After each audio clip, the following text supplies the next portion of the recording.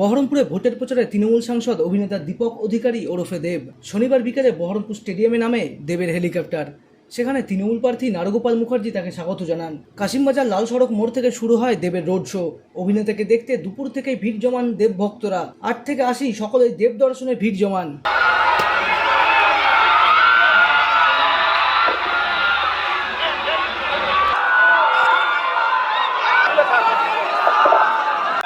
আমি দেবকে দেখার জন্য দাঁড়িয়ে আছি। দেবকে ছোট থেকে দেখার অনেক ইচ্ছা, আজকে দেখতে পাচ্ছি, সেটা ভেবে খুবই আনন্দ লাগছে।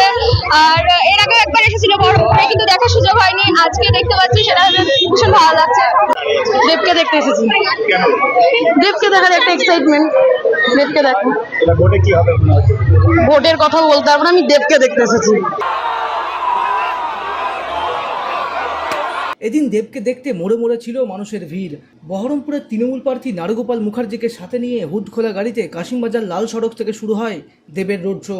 বিভিন্ন এলাকা পরিক্রমা করে এই রোড শো। গাড়ি থেকে হাত নাড়িয়ে কর্মী সমর্থকদের উজ্জীবিত করেন তৃণমূল সাংসদ দেব। নিমতলা মোড় পর্যন্ত চলে প্রার্থীর সমর্থনে দেবের রোড শো। এদিন তৃণমূল প্রার্থীর প্রচার ঘিরে মানুষের ঠিক থেকে ভিড় দেখা যায় রাস্তার দুধারে।